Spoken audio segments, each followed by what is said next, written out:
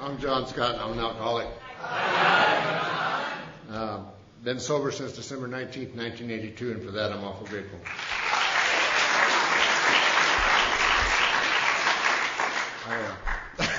I've never been introduced quite like that before.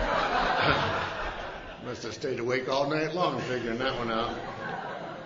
Well, I had a good talk lined out. Now I can't. It's just trickle down effect. You know. Hope this doesn't bode well for my sponsor.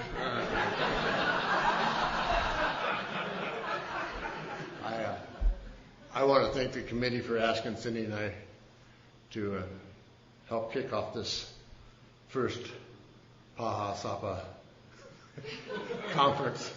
And it is a big deal. It really, really is. And I am sure beyond a doubt that within a few years that this thing will be filled. It's just the way this thing works. There's such a need for people like us to recover from the seemingly hopeless state of mind and body, and this is some of the best of the best. You know, I mean, we go to meetings on a real regular basis. We see each other almost every night or every other night. We simulate interest like we care about each other, and before too long we actually do. You know, it's amazing what happens to people like us. We are basically scared to death to begin with, and we will not admit it. I mean, I can't let you know how afraid I really am. And the truth of the matter is, when I first got to Alcoholics Anonymous, I didn't even have a clue. I can remember them guys, them old guys, you know.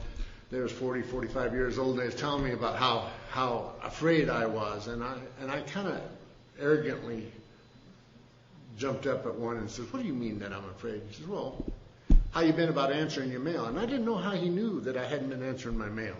And he asked me about how I was just, answering the phone. And I didn't know how he knew about that. And he also seemed to have some kind of indication that I was kind of bad about opening the doors. And I didn't know that he knew that I would sit there and pull the shades back a little bit, always checking out to see who it was before I answered the door, because you don't know. You don't want to open the mail because you know it's just them people wanting their money. And you don't want to answer the phone because it's probably them calling about them wanting their money. And so I didn't realize that I was so afraid. You know, I got into Alcoholics Anonymous. I was here for a while, and I think, at least at the time when I first got here, I thought I was pretty lucky because I didn't come here to save my marriage. In fact, I was getting a divorce, and I was kind of glad about that too, I thought. And later on, as I stayed in AA for a little while, I began to understand how afraid I was that she was going to leave me, and then I got really terrified that she may stay. And it's amazing how little I know about me, and I live with me 24 hours a day, 365 days a year. I come to Alcoholics Anonymous kind of brain dead when it comes to John and his emotions and the way he felt and what was going on inside. And I can't, for the life of me, figure that out, how I can live with me and not know what's going on with me. And I talked just a little bit about it last night. It's one of the greatest things I think I've learned in Alcoholics Anonymous is that I do not know. And I don't know about how to have relationships. I don't know how to have a relationship with the power greater than myself. I don't know how to have interpersonal relationships with other men or women or anybody. I mean, it's like I have two left feet when it comes to this kind of stuff. And I come to events like this, and I go to meetings of Alcoholics Anonymous, and slowly, little by little, you people turn my life around to where I can be an asset to my community and an asset to my family and an asset to the people around me, if I will allow it. If I will allow it. And I was looking at, I got over here early this morning, and I sat in that chair back there, and I was just trying to think about what I was going to say, and my mind was just absolutely blank. And it was blank it's been blank right up until this point. So this is going to be an exciting talk for me. But I'm really looking forward to what I got to say. And I hope I don't screw it up too bad, but I found out early on that alcoholics, for the most part, are very forgiving people. One of the things I noticed when I was looking in here at this labor of love here behind us, what's dawned on me, the whole conference, this whole thing is a labor of love. The people on the committees, the people who called the speakers the people who were picking up the cigarette butts. I mean, it doesn't matter what the job is. It's a labor of love. You may or may not know that yet, because I know that there's some of those labors of love that I was doing when I was new. It was not a loving experience. Like first off, they make you go shake hands, and I don't want to shake hands. I don't want nothing to do with people shaking hands. And they got me in the door shaking hands. And after a while, you get kind of good at it. After 2 or 3 weeks, and then they got some new guy taking your place, and it kind of offends you right off the bat. It's another of those little early resentments in Alcoholics Anonymous. But I got to looking at this banner behind us, and I don't know if anybody else figured this out, but Paha, Sapa has double AAs in each one of them, each one of the words. AA and Al-Anon. And it was, AA and Al-Anon has it hasn't only, Alcoholics Anonymous hasn't saved me from drinking, but it saved me from myself, if you will, and I'm just absolutely tickled to be a part of this event, because this is an important event. And if you treat it like it's an important event, it will become an important event. It's amazing how that works for people like me. It all depends on how I look at things, or how I refuse to look at things, as to how my next day is going to be or how my next year is going to be. I can look at everything around me as being the end of the world, part 1, or part 6, or whatever day it is, Or else I can look at everything around me and I can begin to see the beauty in it and what's going on. I just read a book. It was about Benjamin Franklin. It wasn't AA approved, but he at the end of the First Continental Congress, when they had signed the Declaration of Independence, they just got through doing it, and Franklin had noticed the chair that Washington was sitting in as he presided over the meeting, and there was a sun like this one, and he says, I've been sitting here through these days trying to figure out whether that was a setting sun or a rising sun, and he says, he was talking about our country being, hopefully, that it was a rising sun, and that it was only the beginning.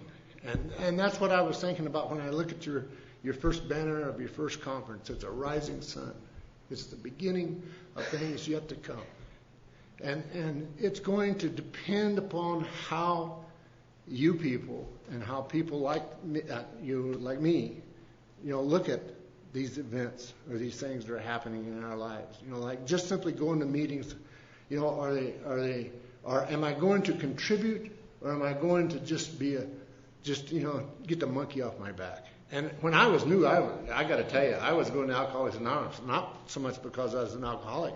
I mean, there were symptoms that I might be an alcoholic. I mean, I did drink a little, but if you was married to people like, you would have to drink a little too, And I had a lot of pressure. I was running this big old ranch, and I had all these employees. I had 75 employees and all this kind of stuff. And I had this ability to take something really small and make it really, really big. And I had some really, really big problems by the time I got to Alcoholics Anonymous. Now, most of them were imagined, but I thought they was real. And so I would have to drink over this kind of stuff, because something happened to me when I took a few drinks of alcohol. And it was that I began to be the person that I thought I should be. The truth of the matter is that was a lie. I just got drunk. That's what happened. And I would seem to be able to forget whatever the pressures of the day were. And I had got myself into this old pattern of thinking, I believe. And that is that I would go along for a few hours, and then it would dawn on me about all this pressure that I was having, and that I would probably have to have a few drinks to relieve myself of the pressure that I was having. So in a few more minutes, I'd have to go have a few drinks. And then I'd kind of forget to go to work for the rest of the day. And then the next morning, I'd wake up and I'd start feeling these pressures of my big work job, my big load I'd have to have a few drinks. And one guy told at a talk one time, was talking, he says, I do my drinking to overcome the problems that my drinking has been causing me. And that's exactly what I did. And I did that day after day after day after day after day after day. And after a while, I began to realize that my drinking was really causing me some really serious problems. My wife was leaving me, my kids were, I was concerned about my kids somewhat, but what really got my attention with my kids is whenever I went to my lawyer and I was going to get this divorce, and my lawyer says, with your track record, John, she's probably going to keep the kids. I kind of even didn't. It's like I knew that I had kids, but not really. You know what I mean? It's like, but you tell me I can't have something, and all of a sudden that's all I can think about. And I began to just really going nuts about this deal about these kids. Up until that time, I didn't hardly even treat them right. I wasn't even around. So there's some things that happened to me right at the end of my drinking that I kind of always want to remember about how good it was. Sometimes we get to thinking, we get that thinking about how good it was when we was drinking, and I always like to think about that last day of my drinking, how great it was. What a fantastic time I had that last day I was drinking. I remember that I had woke up in a blackout. I'd been in a blackout for several days. I think what had happened is I'd gone out for some milk at Thanksgiving. I'm not sure, and it's long about I got some on the 19th, so it was the 18th of December. That's a little bit of time in there that's kind of black. I don't really remember what was going on. I always hated drinking like that. You drink like that, and you'd have to ask people about what was going on in your life, but you asked them in such a way that they didn't know that you didn't know. And that always caused a lot of friction in my life, because you can't just come out and say, well, it's like, yeah, I know I was there, but what happened? You can't do that. And you kind of got to ask them in a roundabout way so they can tell you kind of the worst thing. You don't want to ask your wife, because she knows that you don't know, and she dreams things up like you can't believe, And she was talking about being in charge of fun. She was always in charge of my drinking. She tried to be. She'd sit there and she'd say, no, look, you always are okay up to a certain point. But when you reach that certain point, it's like you flip over. And when you do that, it's like you're out of control, and you always, you're causing, burning cigarette holes in people's clothes and stuff like that, dancing with the banker's wife and throwing her down on the ground and flipping her around and stuff like that. And it says, if you would just control your drinking, things would be all right.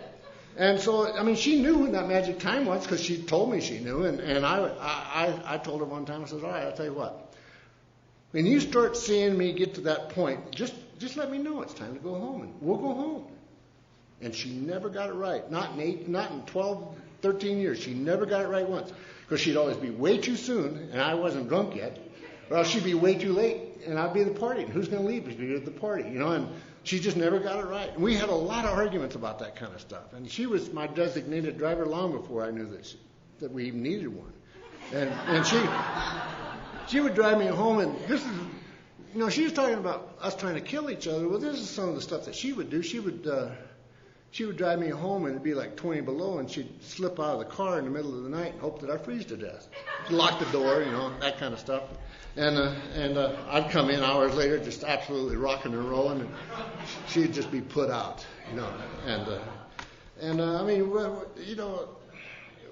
we're just nuts. We're just nuts. I didn't realize what I was doing. I really didn't. And I don't think any of us who drink much, it seems like it just gets away from me. It's like, I know that some people in my family have troubles with drinking, but when I get that bad, then I'm going to do something. When I start having those kinds of problems, I'm going to do something. And it's like day by day, you just lower the bar. And it got to the point where I was really wanting to quit drinking. And I would get up every single morning, and I would swear that today is the day. Today's the day. I'm never going to drink again. Not after the things I did yesterday. I don't want to drink again. I don't want to embarrass myself again like that.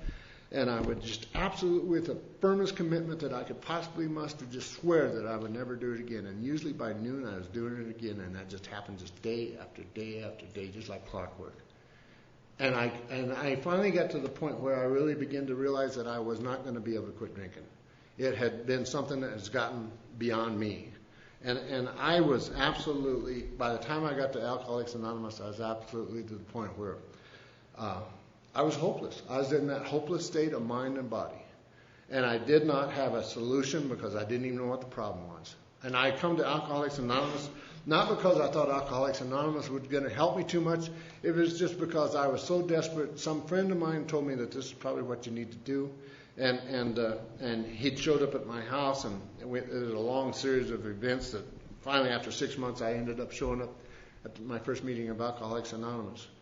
And I knew things. I've always known things that are not true, but I think they are. I knew things, and I knew that Alcoholics Anonymous was nothing more than a bunch of old people who had been there for a while, paid counselors, and after a few days, they was going to ask me to sign on the dotted line, and I was going to have to pay them, $25, $50 a month for the rest of my life, And they were called sponsors, by the way, And I just knew this. I had this uncanny ability to know things that aren't true, and believe them, just believe. And nobody ever told me that. I have that ability to just know. And so I can remember the first meeting of Alcoholics Anonymous I went to. I was not totally impressed. I mean, I was asked to meet a couple of people from AA over at a restaurant just across the street from where we was going to meet that night. And I don't remember too much about that, but I remember this guy named, can't even think of his name, as my first sponsor, Richard, thank you very much. And he asked me a question. He says, "Do you feel like you're responsible for your own actions?" And I can remember really kind of, I knew what the answer is, but I just, you know when you know the truth, but you don't want to say it. It's like if I say it, I might have to do something about it. And I can remember telling him, I feel like I'm responsible for my own actions. And he says, "Good. Maybe now you start acting like it." Oh my God. See, I was with another guy, Frank, by the name of Frank, who knew Cindy and I knew that Cindy had been ratting me off to Frank. Anyway, something about that is always, it's like right off the bat, that before I was even in my first meeting of Alcoholics Anonymous, they're pushing this truth stuff at me. And I don't like truth stuff usually. I love fantasy. I love the liar. I've always loved the liar. If you get an honest guy and set him in front of me, I don't like him because he tells me the truth. But you give me a liar, now that's a totally different deal. He'll sit there and well, yeah, I understand, that's the way she is, but, so what? Maybe you're right. Maybe you need to go out and have another drink. Or, whatever. And I just love the liar. I always have. And here this guy is, he don't even know me, and he's hammering truth at me already. And I go to the meeting that night, and it's like something had changed. When I sit in the meeting of Alcoholics Anonymous, there are people who are talking about their lives and about what's happened to them and about the things that they have been able to do. And there is a degree of sincerity and some honesty that I'm not used to. I don't understand that stuff. Where does that come from? How do you do that? How can you be honest? How can you lay yourself out like that, and tell people about what's going on in your life? Why would you do that? And there's people in that group that said they'd been sober for 20, 25 years, and you knew they were lying. They have to be. I mean, why? Why would you do that to yourself? 20, 25 years. I mean, let's just quit drinking until the problem goes away. And then we'll be all right. Then we can drink again, There was some question about my insanity, and I was hoping for insanity. Because if I'm crazy, I'll go to 2 North, which is the nut house, which, by the way, Trudy's been to several times, and frequent flyer, and then they'll give you some stuff, and you can get out, and you'll be all right, and then you can drink again. I mean, this is the way, but these guys in AA, they're talking about not drinking one day at a time. But we know what one day at a time means, forever. And it's like, my God. And these old guys, they're not talking about, they're talking about staying sober 20, 25 years, but they're not. But this guy sitting next to me, I asked him how long he'd been there, and he said 2 weeks. And I tell you what, he looked like he'd been there 2 weeks. and I could believe him. I could believe that this guy had been there for 2 weeks because I visited with him in just a short period of time, and I just believed him just like that. He was able to communicate with me at a level that I've never been communicated with. I mean, all of a sudden, it's like everything's stripped away. Here it is. This is the truth. I've been sober for 2 weeks, and I knew if he could do it, I could do it. And little by little, I started coming to meetings of Alcoholics Anonymous. My first sponsor was a guy named Johnny, and Johnny was an auctioneer, and he only sponsored me for about 45 days. And within those 45 days, he had flipped out, really. And he'd gotten to the place where he was calling me up in the middle of the night, asking me who I was talking to on the phone right before he called. And he would tell me that there's people in his bedroom, and there's people in his closets, and there's people out in the car, and they was all watching his house. And I needed to get in there and protect him because they was getting there. He didn't know who they was, but they was getting close. And I had a few of them running around in the back of my head, but I was crazy, but I wasn't that crazy. And I knew that I needed to stay away from that deal. And I'd go to the old timers in the group, and they'd say, well, you just hang close to us. Johnny's going through a tough time. And within about 45 days or so, Johnny disappeared. And I can remember, he appointed me as his sponsee that first night I was in Alcoholics Anonymous. And that was kind of almost my first resentment. I can remember thinking, I'm free at last, and I'm going to go get me a sponsor that I really liked. And there's this little blonde that I've been looking at her for 2 full weeks, and I was going to ask her because I kind of felt like she had what I wanted. And I can remember walking across the room, and I was going to say, ask her to be my sponsor, and Richard intercepted me, and he says, your sponsor's gone. And I said, yeah, I realize that. He says, well, I'm going to be your sponsor now. And I can remember saying, well, I don't know if I really want you to be my sponsor. And he says, I didn't ask you. He says, I'm going to be your sponsor. And he's the kind of guy who always knew exactly what I needed. And he said that one of the things within a few days after he started sponsoring me, he told me that I needed a new diesel car, which I bought. And I ended up taking that home. And Cindy's relationship and mine, we were living in the same house, and we were not talking. And we did not like each other even a little bit. But I can remember coming home being proud of that new diesel car, and I was even prouder whenever I saw Cindy look at it, because she did not like it. And it's like, all right, and I mean, we were just kind of living in that kind of a world, and anyway, within a short period of time, Richard wanted me to do certain things and not do certain things. And one of the first things that he got on me about is I came to a meeting of Alcoholics Anonymous, and I'm a farmer and a rancher, and I'd been out mechanicing on my tractor, and I'd kind of come in just a lot greasy, and he really got on me about that. He says, don't you come in here dressed like this. This place has saved my life. This place has saved my life. Don't you ever dress down to come in a meeting of Alcoholics Anonymous. You always dress up. He says, you always treat this thing with dignity. And he says, if you start treating it with dignity, it's going to give it back to you. He says, you have no respect for hardly anything in the world. And he says, let's start with this. Let's start with the idea that Alcoholics Anonymous, if you will allow it, will probably save your life. So why don't you start treating it like it's important in your life? And he would always go off on these kind of talks like that. And usually I call them daddy talks when I do it to my kids. But, it's usually they go on for an hour and a half. It's like your eyes glaze off. But he had all these ideas about how important Alcoholics Anonymous was and how important it was to treat it. And so I, being new and I had a lot of answers, I told him, I said, well, I'll work out on the farm. I haven't got time to come in here. I haven't got time to run home and change clothes and then drive all the way back to town. And he says, well, put some clothes in the back of your pickup. You'll be all right. It's like change when I'm there. What a novel idea. I'd rather just miss a meeting. And he always had these solutions to my problems. And just a short period of time, he asked me how I was doing with my relationship with my wife, and I told him. And I knew I had to tell him because Frank was around, and Frank knew, and Frank was always talking to Cindy. And I said, well, I'm getting a divorce. And he says, wait a minute. He says, let me get this straight. Are you the one that's getting a divorce? And I says, yeah. And he says, well, you'll quit that. And I says, what? He says, you'll quit that. I spent money on this deal already. He says, no, it doesn't matter. You're going to quit it right now.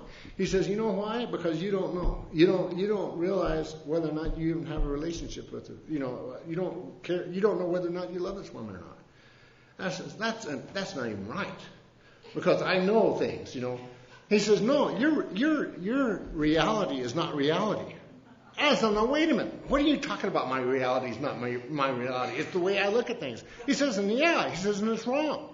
He says, what we're going to start doing is we're going to just start doing what I ask you to do. And the first thing I'm going to ask you to do is you're going to go home and you're going to start treating her really nice. He says, first off, you're going to tell her you love her. And there you go. This honesty program, they make me lie right off the bat. So I've got to go in there and I've got to tell her that I love her. And he says, but you're a liar, and everybody knows you're a liar. I know you're a liar. She knows you're a liar, and you know you're a liar. So what you're going to do from now on is you're going to go and you're going to pick up after yourself. When you take a shower, you're going to pick up the towel, wipe things down, all that kind of stuff. You're going to, when you get to the house, you're going to see if there's some groceries that need to be taken in, or some garbage that need to be taken out, or some vacuuming to do. He says, you need to do these kinds of things because that way you will show her that you love her. And I ain't going to do it. It ain't going to happen because I don't even like her a little bit. He says, now, wait a minute. He says, I'm going to tell you something. if you do it and you do it right, it will drive her crazy. I said, well, then I'll probably do it. And I did, and it did. I can remember doing that kind of stuff, and it's just she just didn't know what to do with it. It just overwhelmed her, and I just loved it. I really did. I enjoyed the heck out of that stuff. And just little by little, those little stupid things that you do in AA that you think have nothing to do with staying sober and have nothing to do with finding a power greater than yourself, all of a sudden those things have a tremendous effect on us. It's like one weight after another building up and building up and building up, and all of a sudden you have breakthroughs. You have these ahas. I can remember ahas that I had in AA. I can remember I was in AA for about 6 or 7 months, and all of a sudden, I was sitting in a meeting one night, and it's like, I had an aha. I've been sober for 6 or 7 months. It's like, nobody, everybody around looking at you funny, but it's like, that's a big deal. How do you do that? How do you take a guy who can't quit drinking, and all of a sudden I walk into a meeting of Alcoholics Anonymous and I've never had a drink again? That's a big aha. That's a big aha for people like me. And all of a sudden you begin to understand other things. Just like all of a sudden at home, things are a little different. Things have changed. Now, she wasn't going to meetings. I was going to meetings, but she'd only been to like 1 or 2, and she was doing better. It's like, man, AA is working really good for her. But I wasn't getting better. I was still crazier than a loon.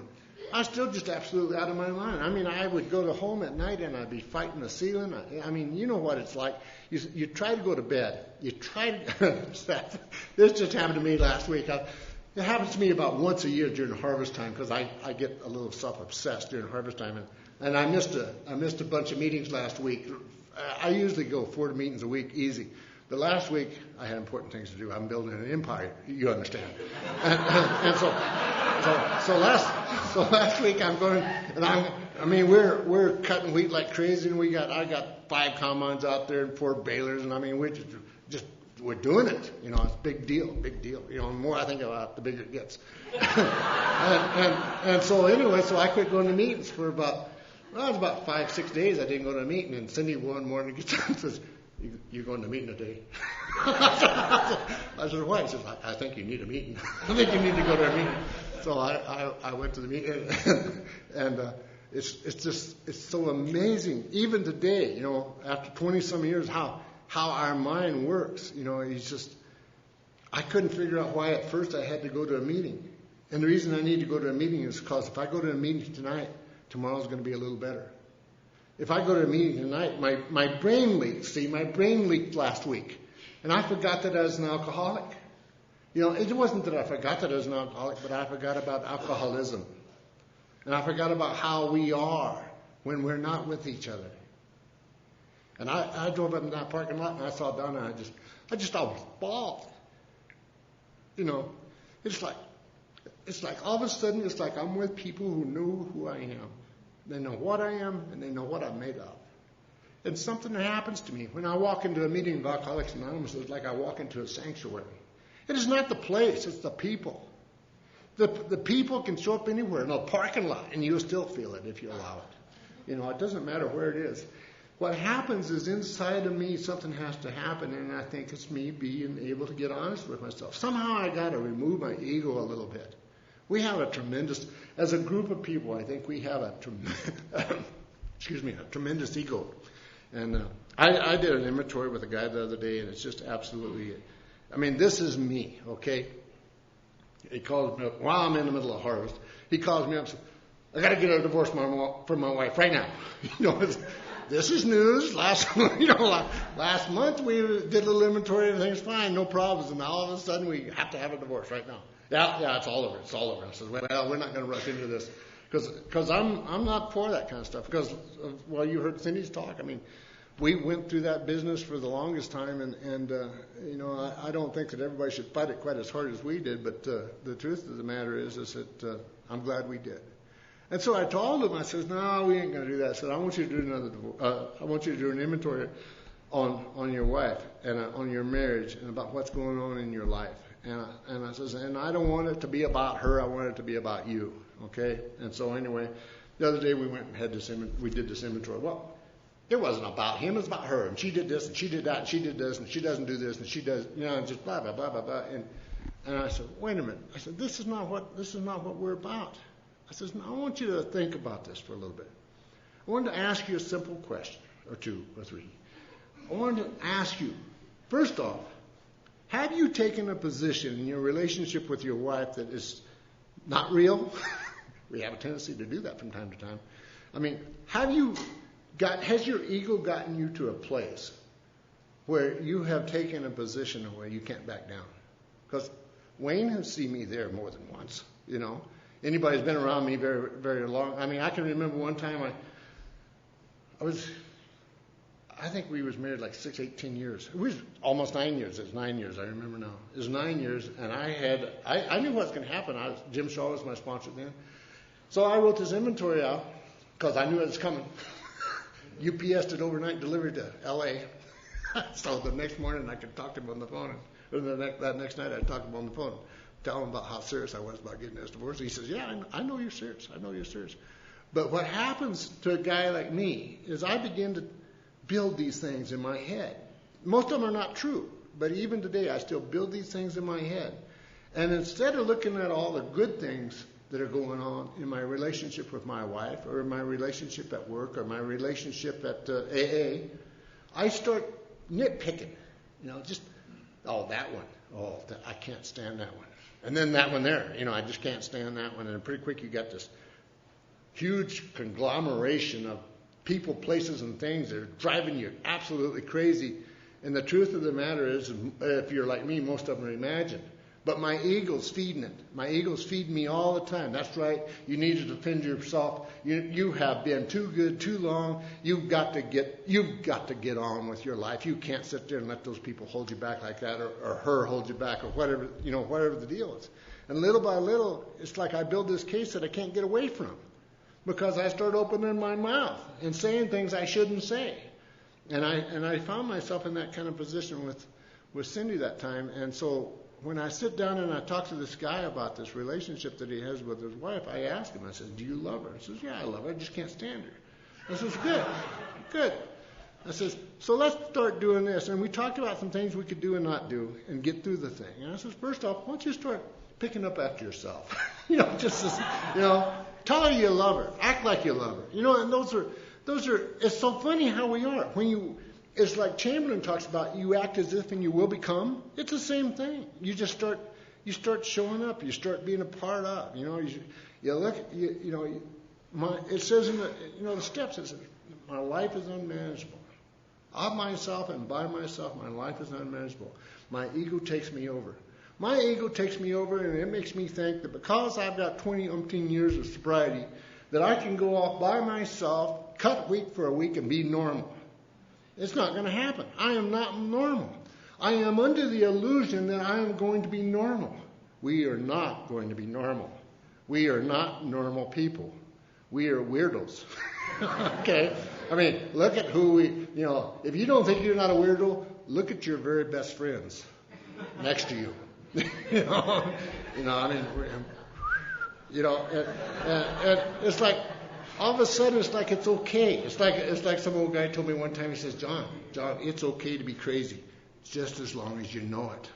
He says, when you don't know it, it's just a bitch, And that's kind of what happens. Is like little by little, it's like you just don't take yourself so doggone serious. You show up at meetings and you do the things that you're supposed to do, and all of a sudden we get the things that we always wanted. But if you're like me, you don't even know what that is. Cindy was hitting on some good stuff here this morning. She was talking about, the material things and how important those material things was. And that's what I always chased. How do you get my attention? You don't have to touch it. All you have to do is just tap my pocketbook just a little bit. You've got my undivided attention, man. I tell you what, I can come unglued just as fast as anybody you ever saw. And the truth of the matter is that's not what makes my life good. What makes my life good is being in places like this with people like you. Cindy and I was talking about, on the way down here, we were talking about being with Dick and Peggy. We used to sit there and we'd be going to a conference or something, and we'd have Dick and Peggy's talk going, and we'd be listening, and it's like, we were right then and we are right now. There are people in Alcoholics Anonymous who who are before us who are able to convey the message of recovery. They're able to convey the message, and not only that, they can tell you how to get there. I'm the kind of guy who wants to skip along and within, I want 10 years of sobriety in 5 minutes. I want 14 years of sobriety in 4 days. And it doesn't happen like that. If you want 20 years of sobriety, it takes 20 years. It takes that kind of time. The only trouble is I feel like sometimes I wasted part of my time doing, because I was 4 years in AA before I ever really got involved in the big book of Alcoholics Anonymous and working the steps and being a part of the fellowship. The group I used to go to says that, at least at that time, they don't say that anymore because most of them are gone, but what they used to say is that, you don't go to any outside events. Only thing that we need to participate in is this home group, which meant at that time 2 days a week. Well, 2 days a week AA doesn't do me very well. I didn't kind of drink a little bit. I used to just, I'd go for days and days and days. And now today I need to go for days and days and days doing AA sometimes.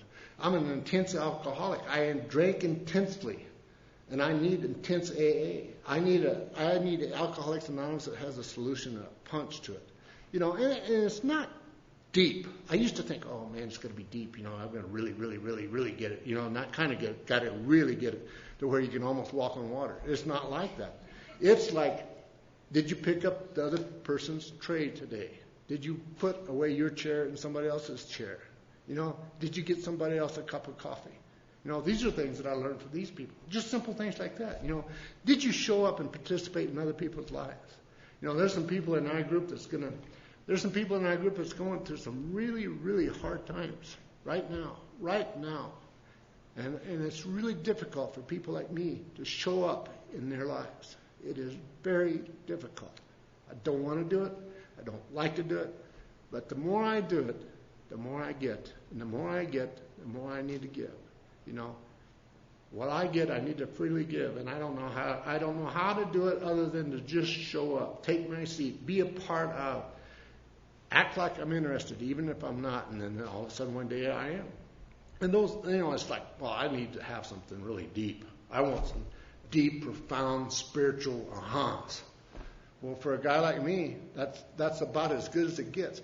Seems like when I get into that hokey-pokey spiritual stuff, not that it's bad, don't get me wrong, but I get lost.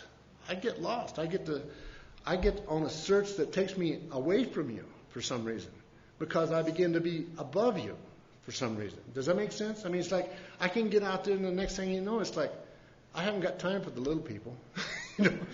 But I are one, so I need to be in the middle of the deal. I need to be there, and I need to suit up and show up. And I get to sponsor guys in my life, and I tell you, it's just, every one of them has been a blessing. And you guys down here in Rapid City and Spearfish, and I've had a long time relationship with a lot of you folks, and it's just fantastic to have something like this where you can come and be a part of. That Beartooth has been a big deal in my life. It really has. And we got it going on next week. We're kind of close together this time, but in the future we won't be so close together. We'll be able to participate in each other's events. But, that's been a big deal. We've been able to have speakers from all over the country come in there, and it's so great to meet these people. And then on the flip side, we've gotten to go to a lot of places. So the fellowship of Alcoholics Anonymous just goes on and on and on. And the more you give, the more you get. Cindy talked about our daughter, Becky, who's about to have a baby, I guess, which is phenomenal. I mean, I guess it happens, But for us, we didn't think it was going to. And in October, we're going to go down to Omaha, or not Omaha. They live in Des Moines, and be a part of that deal. But here, Becky is. She's, I felt guilty whenever I was raising my kids, because I was spending so much time with you and not enough time with them. And what happened was when Becky started drinking, we had a place for Becky to go. We had started a group by that time, and the group I thought was, first off, I didn't think Becky was an alcoholic. I mean, that's the first thing right off the bat, because, it's like the old story. I spilt a lot more than she ever drank. But Jim Shaw showed up, and he says, no, she needs to be in AA. So she got into AA and started being sponsored by one of the girls at that time that I sponsored. And she's been able to stay in AA for 14 years now, 14 years. And she married a guy in AA that Dick sponsors. And he's got 18 years, I believe. And it's like, AA has not been something that I kind of have done. AA has been something that I've gotten in the middle of, and I've stayed in the middle of it for the best of my ability. Because when I go nuts and I begin to decide to build my empire, and I'm just out there on my own, whenever my head starts going crazy, I know what I need to do. I need to show up at the meeting of Alcoholics Anonymous. But, I guess what I'm trying to say in the long run here is that you can't, if you're like me, you can't come in here and touch this thing. You've got to get in here and be involved in this thing. We started that group, and I could no more not do that than the man in the moon. It's like I was driven. I was driven to do that. I was driven to do Beartooth. And I want to be able to, anytime the hand reaches out, I want to be able to be there for Alcoholics Anonymous. And it means that we're going to sacrifice a little bit. It really does. It's not always fun and games. And I just absolutely, I would just do anything to help Alcoholics Anonymous.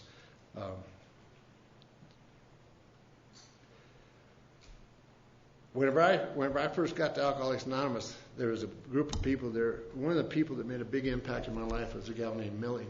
Millie was a little gal. She never said too much, but she always sat in her chair.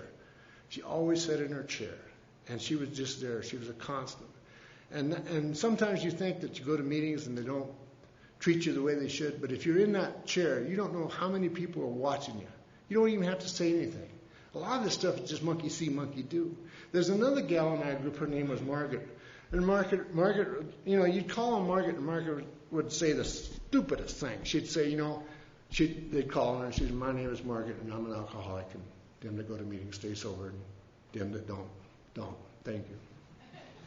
I mean, come on. I mean, got to have some kind of flash there someplace, And you call on her 6 months from now, and she says, well, my name is Margaret, and I'm an alcoholic, and them that go to meetings stay sober, and them that don't. There's a guy named Gerald, and Gerald was a hillbilly from down south, and Gerald was the kind of guy that once you started talking in the meeting, if it was 5 minutes after the meeting got started, you knew who was going to be talking at the end of the meeting. I mean, it's just he'd talk an hour without quitting. And if you called him 5 minutes before the meeting was over, you know that the meeting was going long.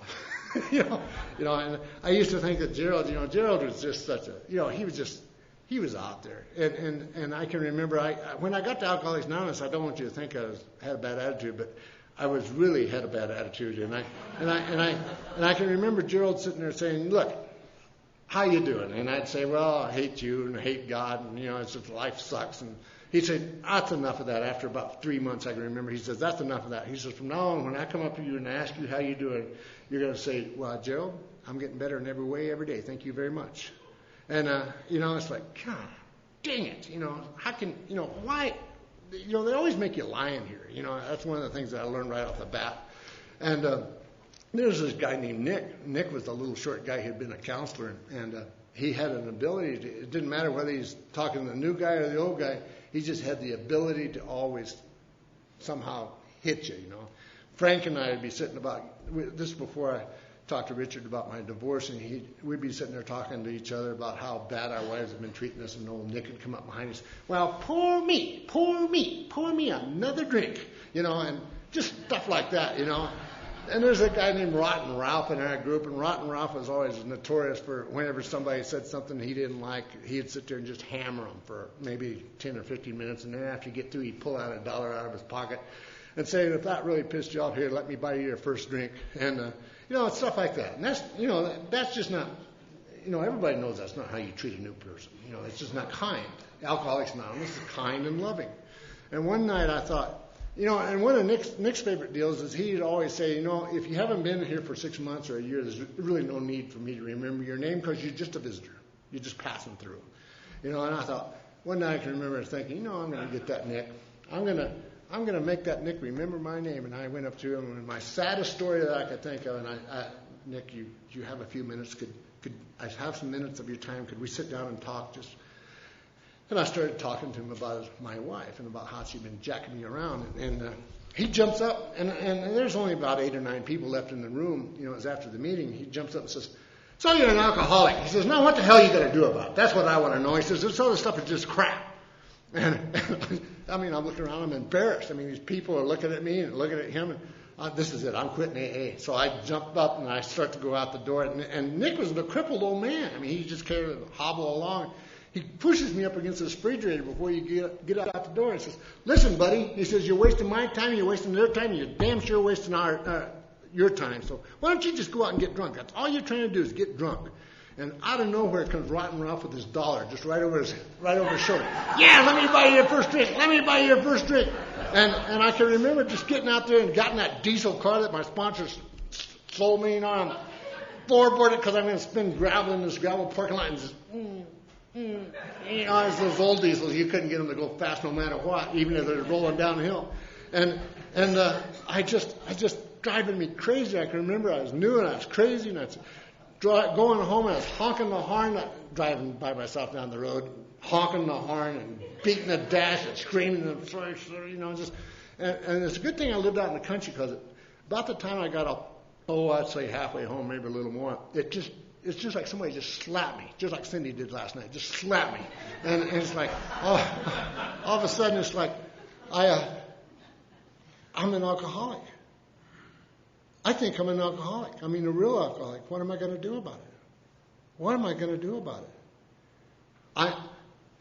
It's like it says in the book. I can go on to the bitter end, blotting out my consciousness of the past as best as I can, or as I can accept some kind of spiritual help.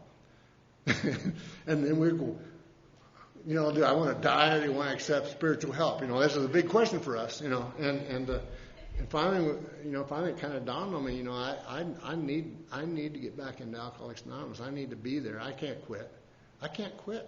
It's the only thing that's ever worked for me. I haven't had a drink in 3 or 4 months. And, God, I hated that next day. I had to get in that diesel car of my sponsors and drive back in and, you know, tell Gerald, you know, "How you doing, John?" "Well, Gerald, I'm getting better in every way every day. Thank you very much." And, you know, tell Nick that I was sorry that I yelled at him and give Rotten Ralph back his dollar. You know, it's like you just, you know, it's like, but something changed. And it's like all of us, you know, within a short period of time, I begin to understand that I didn't know. I don't know what's wrong with me, but I know that you guys are living better than I'm living. I don't know. And the minute I start not knowing is when I can begin to learn how to live. And that's so hard for an alcoholic because we have this secret weapon. It's the gray matter between our ears. And it has always served us wrong. And yet we will believe it until we die from it. How do you do that? How do you get an alcoholic to begin to understand that he does not understand? How do you get to the place where you can teach an alcoholic or show an alcoholic or lead an alcoholic to the place that he begins to know that he doesn't know? The only way I know to do that is sit in those meetings, listen to those people, simulate the interest, and one day all of a sudden the world changes right in front of your eyes. How does that happen? It happens, I think, through God's grace and us seeking. It says in the book that God doesn't make hard terms with us. All we got to do is try to find Him. And He's not lost. It says deep down inside of every man, woman, and child is the fundamental idea of God. And today when I look at you, I see God. You know, I mean, you're the people who talk to me and who make sense to make me understand that I need this power greater than myself. You know, it's like my friend that I was working with the other night about his wife. You know, it's not her that's the problem. It's you in the absence of a power greater than yourself that's the problem. You're trying to control and manipulate this relationship. Why don't you just allow it to be and see what God shows? You know, what's God willing to show you? What are you willing to see? I can't see it. I'll refuse to see it because I know. And as soon as I begin to get that through my head, then all of a sudden I can have a new experience. I can experience things that I never even dreamed possible. You know, it's an amazing deal what happens to us here, little by little. You know, inch at a time. Sometimes it seems like, you know, sometimes it seems like you're in AA and it just gets boring. and it just gets dull, and there's not much happening. It's not too bad when you do it. Just kind of, that's for me the longest time. 4 or 5 years AA is still exciting, but all of a sudden you got 6 or 7, 8 years, and now all of a sudden life is life. It's like it's getting boring. It's not exciting, and something's happening, and nothing's happening. And if it's getting like that for you, I suggest that you really get out there and find some new people. Grab them off the bar stools, capture them, kidnap them. I don't care what you do. I took hostages. I did. I used to walk up to people and say, do you have a sponsor? And they'd say, no. Well, I need somebody to sponsor, and you need somebody to be sponsored by, so we're partners, buddy. Only on a temporary basis. Only on temporary. A couple of weeks from now, if you want to get somebody else, go ahead. But I needed that. And I think we all need that. It talks about we have to give this thing away. We got to learn how to give it away. And sometimes it's so hard for people who are social misfits to do that stuff because we don't know. We don't know how to do it. And I learned how to do that through watching Peg and Dick. I watched other people ahead of me, and they are, the examples that we have ahead of me are just fantastic, phenomenal. Jim Shaw used to be a guy. He was dangerous around new guys. I mean, he would just absolutely, he could talk to him and work with him and manipulate them in such a way that they wanted to do what he was asking them to do. I know he made me do that. He made me want to do those things. And whenever I asked, I got to tell you the story. My first sponsor, Richard, he died from lung cancer. My second sponsor, Jim Shaw, he died from lung cancer. I asked Dick to be my sponsor, and Dick says, no way, you're a carrier. But out of the goodness of his heart, he ended up sponsoring me anyway. And it's just been a fantastic trip. I have had such great people in my life who have been able to show me how to just not take myself so serious. I talk to Dick sometimes on the phone, and it's that little 3-minute talk. And then the next time I talk to him, it might be a half hour, 45 minutes. And it's just so great to have him there, to be a part of that deal. And I just absolutely respect him, and I respect his sponsor. I think that there's such kind of like an activist movement in Alcoholics Anonymous, and that's what we're part of. It's like, there's all kinds of Alcoholics Anonymous. This is what Richard used to tell me. He says all kinds of AA out there. He says just be careful which one you pick because your life depends upon it. And some people can do a little and go a long, long ways. And some people can do a lot and not go far. And I'm the kind of guy that just needs to keep after it. I just need to keep after it. And why wouldn't I do that? That's what I did when I was drinking. I always kept after it. Even when I knew that I shouldn't. Even when I was completely wore out and there's no way in the world I could do it again. I'd do it again. Just kind of get yourself up by your bootstraps and get after it again. I'm going to shut up. I've talked long enough. I've had a great time here. I know I'm looking forward to Peggy's talk tonight. I'm looking forward to Dick's talk tomorrow. I want to thank you guys for asking me and Cindy to be here. It's really a big deal. It really is. And I appreciate Alcoholics Anonymous, and I certainly appreciate you folks being here. Thank you.